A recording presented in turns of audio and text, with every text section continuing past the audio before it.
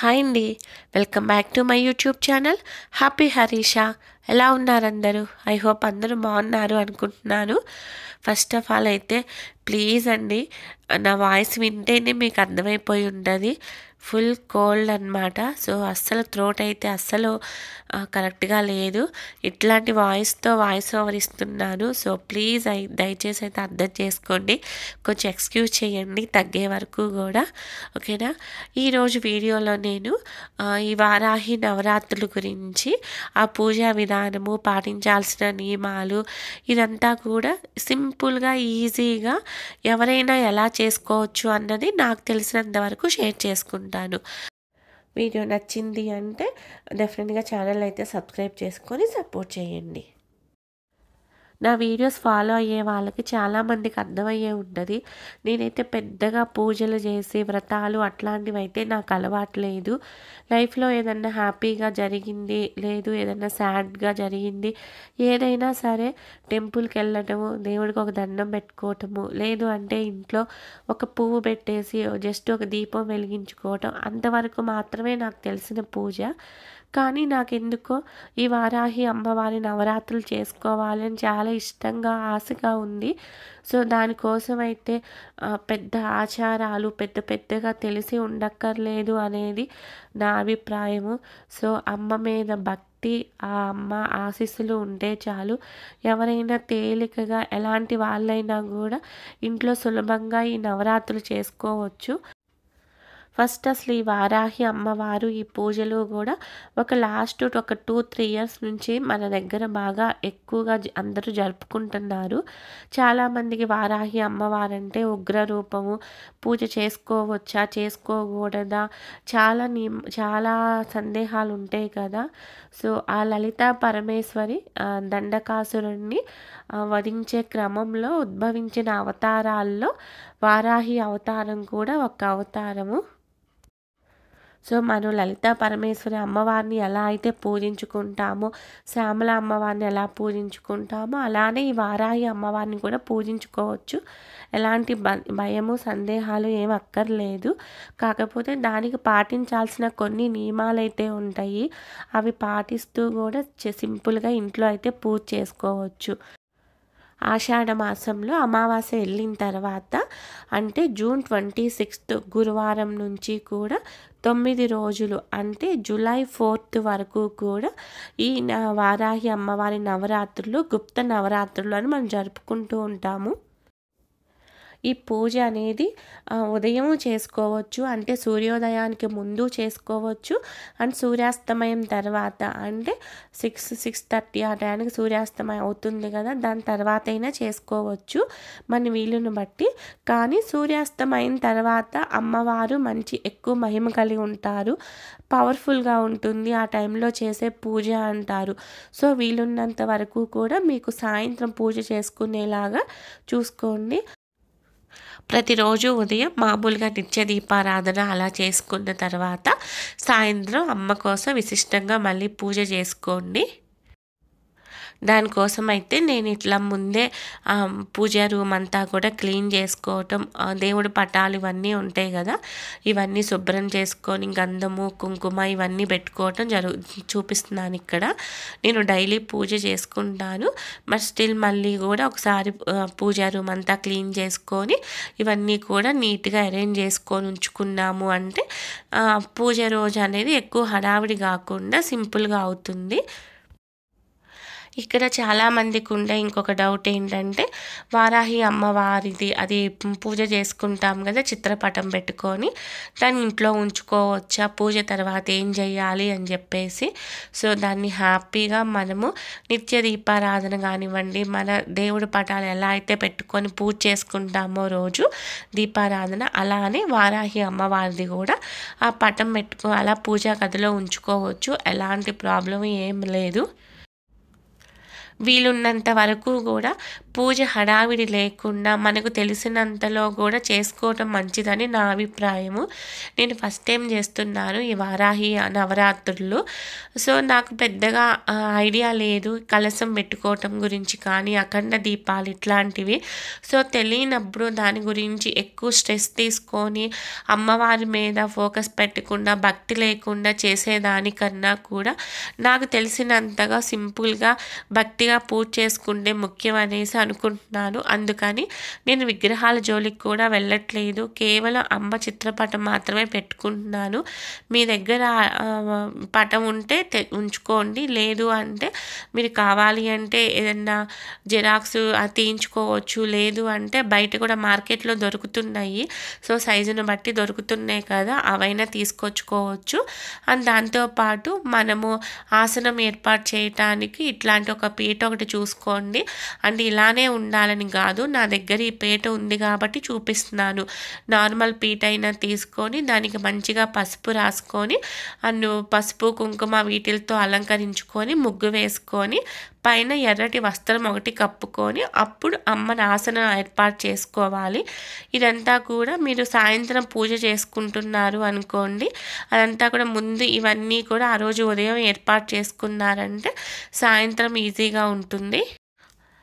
అమ్మకి ఎరుపు రంగు అంటే చాలా ప్రీతి, అందుకని ఎరుపు వస్త్రము, ఎరుపువి ఏదైనా ప్రసాదం కానివ్వండి, అంటే దానిమ్మ గింజలు, క్యారెట్, చిలగడ దుంప, స్వీట్ పొటాటోస్ ఉంటాయి కదా, ఇట్లాంటివి పెట్టుకోవచ్చు. ఇంకా ఆమెకి బెల్లం పానకం అన్న, వడపప్పు అన్న చాలా ఇష్టంగా ఉంటుంది. సో మీరు ప్రసాదాలు ఏమిస్తారు అన్నది మీ శక్తి కొలది ఉంటుంది. లేదు అంటే సింపుల్గా కూడా మనం అన్నం వండుతాం కదా, వండిన అన్నంలో ఫస్ట్ అమ్మవారికి తీసి దానిలో ఇంత బెల్లం ముక్క పెట్టినా కూడా అమ్మ సంతోషపడుతుంది. మంచిగా పానకము అదంతా ప్రసాదాలు మన శక్తి కొలది పెట్టుకోవచ్చు. పానకం మాత్రం ప్రతిరోజు ఉండేలాగా చూసుకోండి. మీరు ఎప్పుడైతే అది ప్రాణప్రతిష్ఠ చేస్తారు కదా పటానికి, సో ఒకసారి చేసిన తర్వాత ఈ 9 రోజులు కూడా ఆ పటాన్ని కదిలించకూడదు.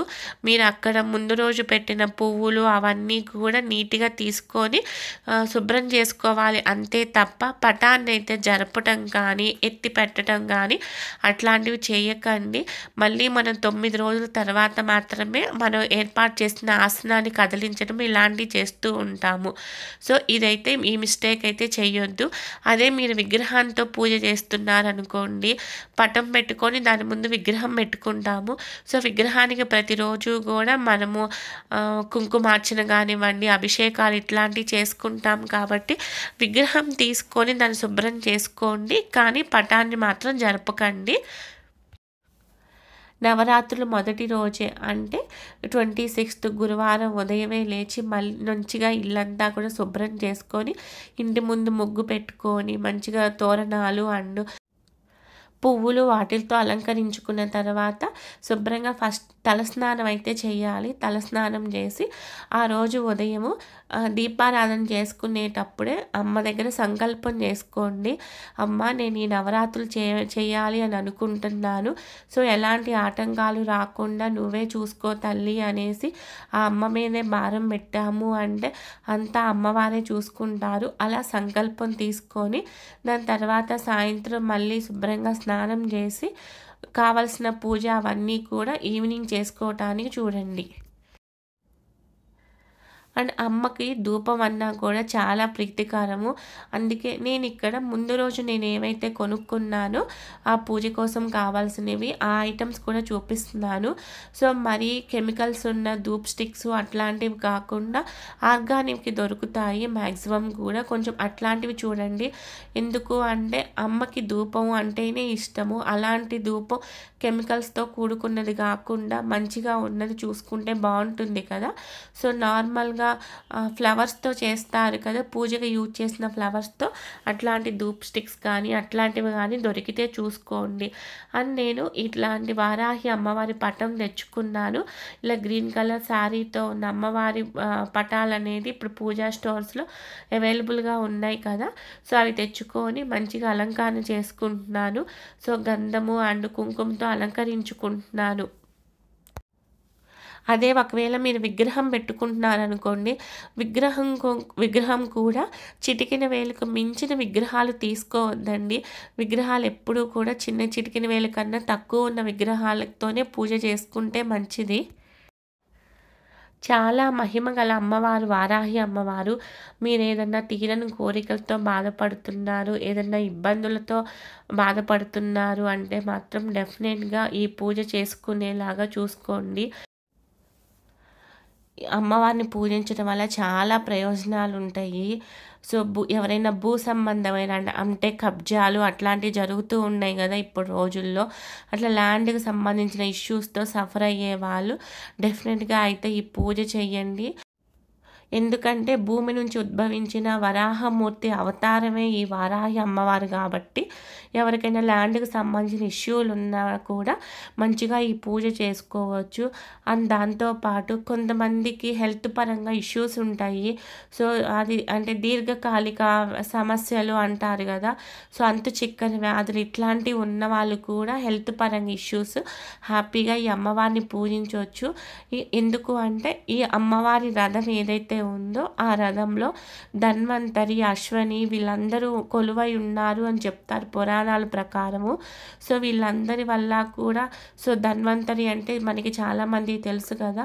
సో, అందుకని చెప్పేసి హెల్త్ రిలేటెడ్ ఇష్యూస్ ఉన్నవాళ్ళు కూడా మంచిగా భక్తిగా అమ్మవారిని సేవించుకోవచ్చు. అండ్ మీరు అబ్జర్వ్ చేస్తుంటే అమ్మవారి చేతుల్లో ఒక చేతిలోనేమో నాగలుంటుంది, ఒక చేతిలో రోకలుంటుంది. సో, నాగలితో దున్ని వచ్చిన తర్వాత పంట పండిద్ది కదా బియ్యము, దాన్ని ఆ వడ్లను దంచితే, ఆ రోకలు పెట్టి దంచితే మంచిగా బియ్యం వస్తుంది. సో, ఎవరైతే రైతులు ఉన్నారో మంచిగా హ్యాపీగా వాళ్ళు కూడా మంచిగా వారాహి అమ్మవారిని పూజ చేసుకోవచ్చు. మంచిగా మన పొలంలో ఒక చిన్న గూడు లాంటిది ఏర్పాటు చేసుకొని అమ్మవారి పటం పెట్టుకొని రోజు కూడా అమ్మవారికి ఒక పువ్వు, ఒక అగరబత్తి వెలిగించుకున్నా కూడా మంచిగా కూడా పంటలు మంచిగా పండి ఎక్కువ లాభాలు చూడటానికి కూడా అవకాశం ఉంటుంది. సో, ఇన్ని రకాలైన బెనిఫిట్స్ ఉంటాయి అమ్మవారి పూజ చేయటం వల్ల. ఇంత మహిమ కలిగిన అమ్మవారి పూజ చెయ్యాలి అని సంకల్పం రావటమే ఒక అదృష్టము. అందరికీ రాదు. చాలామందికి తెలుసు వారాహి నవరాత్రులు మొదలవుతున్నాయి అని. మేబీ కొంతమందికి తెలియకపోవచ్చు. బట్ తెలిసినా కూడా అందరూ చేయలేకపోవచ్చు. కొంతమందికి మాత్రమే అదృష్టం ఉంటుంది. ఒక్కసారి మీకు ఆ సంకల్పం వచ్చింది నవరాత్రులు చేసుకోవాలని ఉంటే మంచిగా అమ్మవారికి ఒక దండం పెట్టుకొని మంచిగా పూజ అయితే స్టార్ట్ చేసుకోండి. నేనైతే ఇక్కడ అమ్మవారి కోసం అని చెప్పేసి ఇట్లా చిన్నది గాజుల మాల తీసుకున్నాను.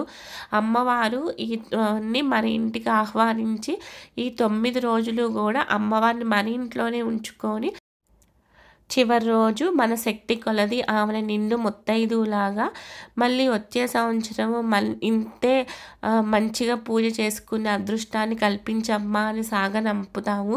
సో, అందుకని చెప్పేసి మన శక్తి కొలది కూడా అమ్మవారికి ఇట్లా మంచిగా పసుపు, కుంకుమ, గాజులు ఇట్లాంటి వస్త్రము మీకు చేతయింది అంటే ఫస్ట్ రోజే మంచిగా వస్త్రము అట్లాంటిది సమర్పించుకోవచ్చు. లేదు అంటే నార్మల్గా నేను ఇందాక చూపించాను కదా, దూదితో చేసిన వస్త్రం ఉంటుంది కదా, అదైనా వేసుకోవచ్చు. అమ్మవారికి ఎరుపు రంగు అంటే చాలా ఇష్టం అని చెప్పాను కదా, ఎరుపు రంగు ఒత్తులు ఇవన్నీ కూడా మనకి ఇప్పుడు పూజా స్టోర్స్లో అవైలబుల్గా ఉన్నాయి. ఆల్రెడీ రోజు నేను యూజ్ చేసే ఆయిల్ అయిపోయింది అని చెప్పేసి నేను కొత్తది తెచ్చుకున్నానండి. కంపల్సరీ కొత్త బాటిలే తీసుకొచ్చుకోవాలి అని లేదు. అండ్ దాంతోపాటు తాంబూలం పెట్టుకోవటానికని చెప్పేసి ఎండు ఖర్జూరము అండ్ ఇవి వక్కలు ఇవన్నీ కూడా తెచ్చుకున్నాను. తమలపాకులు తెచ్చుకోండి. అక్షింతలు అవన్నీ కూడా ముందే కలుపుకొని రెడీగా ఉంచుకోండి. నేను కొన్ని ఐటమ్స్ అయితే ఇక్కడ చూపించలేదండి. చెప్పాను కదా అమ్మవారికి బెల్లం అంటే చాలా ఇష్టం. ప్రతిరోజు కూడా బెల్లం పానకం చేయండి. ఆల్రెడీ నేను ఇంట్లో యూజ్ చేస్తున్న బెల్లము పీరియడ్స్ టైంలో యూజ్ చేశాను, టచ్ చేశాను అని చెప్పేసి నేను మళ్ళీ సపరేట్గా బెల్లం తెచ్చుకున్నాను. సో, మీరు అలా టచ్ చేయలేదు అనుకుంటే హ్యాపీగా ఇంట్లో ఉన్న బెల్లం యూజ్ చేయొచ్చు. ఇంకా ఇంకొక ముఖ్యమైనది ఏంటి అంటే, ఈ అమ్మవారి పూజ చేయటానికి కొన్ని నియమాలున్నాయండి. అదేంటి అంటే, కంపల్సరీ బ్రహ్మచర్యం పాటించాలి. అంటే భార్యాభర్తలు వైఫ్ అండ్ హస్బెండ్ ఇద్దరూ కూడా ఈ 9 డేస్ అనేది దూరంగా ఉండాలి. అండ్ దాంతో పాటు నాన్ వెజ్ ఏమి ఇంట్లో కుక్ చేయటం కానివ్వండి, తినటం కానీ అట్లాంటివి చేయకూడదు. ప్యూర్ వెజ్, అది కూడా సాత్విక ఆహారం అంటారు కదా, అట్లాంటివి తినటము. ఇలాంటి కొన్ని నియమాలైతే కంపల్సరీ పాటించాలండి. మీకు ఇవన్నీ పాసిబుల్ అవుతాయి అనుకున్నప్పుడే స్టార్ట్ చేయండి. లేదు, కొన్నిసార్లు లేడీస్‌కి కొంతమందికి పీరియడ్స్ ప్రాబ్లమ్ అలా ఉంటుంది. మీకు వీలున్నన్ని రోజులు చేసుకోవచ్చండి. ప్రాబ్లమ్ ఏం లేదు. కంపల్సరీ 9 డేసే చెయ్యాలేమో, 9 డేస్ చెయ్యకపోతే ఏమన్నా శపిస్తాదేమో అమ్మవారు, అట్లేముండదు. మ్యాక్సిమం ఏమీ అడ్డంకులు లేవు అనుకున్నప్పుడు మొదలుపెట్టండి. లేదు, కొంచెం స్టార్ట్ చేసిన తర్వాత ఏదన్నా అనుకోని అడ్డంకి వచ్చింది అన్నా కూడా ఒకసారి అమ్మకి దండం పెట్టుకోండి అంతే. అన్నీ అమ్మవారే చూసుకుంటారు. ఇక్కడ చూడండి, ఇది కూడా నేను పూజా స్టోర్‌లోనే తెచ్చుకున్నాను. వారాహి అమ్మవారి ఈ నవరాత్రులు ఎలా చేయాలి అనేది ఒక చిన్న బుక్కు, 30 రూపీస్ ఉంది. అక్కడైతే బ్యాక్ సైడ్ అమ్మవారి పటం ఉంది కదా, అది కట్ చేసుకొని దాంతో అయినా పూజ చేసుకోవచ్చు అని ఉంది. దీనిలో చాలా క్లియర్‌గా ఉంది. ఇప్పుడు మొబైల్‌లో కూడా అన్నీ అవైలబుల్‌గానే ఉన్నాయి. బట్ ఇంక మొబైల్ చూస్తూ ఎందుకులే పూజ చేయటం అనుకుంటే హ్యాపీగా ఇట్లాంటి బుక్ ఒకటి తీసుకోండి. లేదా ఏదైనా ప్రింటౌట్ తీసుకున్నా కూడా హ్యాపీగా మనం చదువుతూ అక్కడ నీట్‌గా కూడా ఉన్నాయి. లేదంటే కొన్ని కొన్ని వీడియోస్ ఉంటాయి. శ్రీనివాస్ గారి వీడియోస్ కానివ్వండి, రమారమి గారి వీడియోస్, ఇట్లాంటివి సింపుల్‌గా ఎలా పూజ చేసుకోవాలి అనేది ఉంటాయి. భయపడుతూ చెయ్యకండి.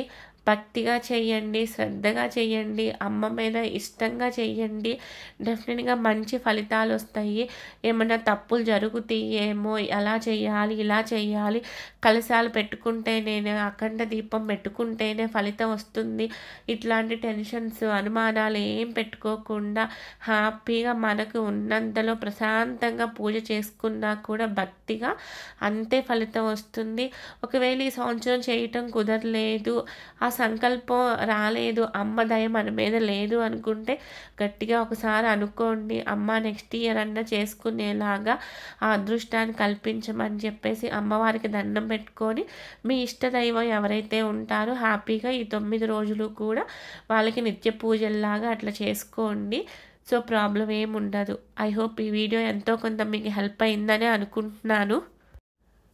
నేను ముందు వీడియోలో ఇంకా వారాహి అమ్మవారి పూజలు మొదటి రోజు ఎలా చేసుకున్నాను, ఎలాంటి దీపాలు, ఏ రోజు ఎలాంటి దీపాలు పెట్టుకున్నాను, కంద దీపం ఎప్పుడు వెలిగిస్తాము, ఉద్యాపన ఎప్పుడు చెప్తాము, ఇవన్నీ కూడా నేను రాబోయే వీడియోస్లో షేర్ చేసుకుంటాను.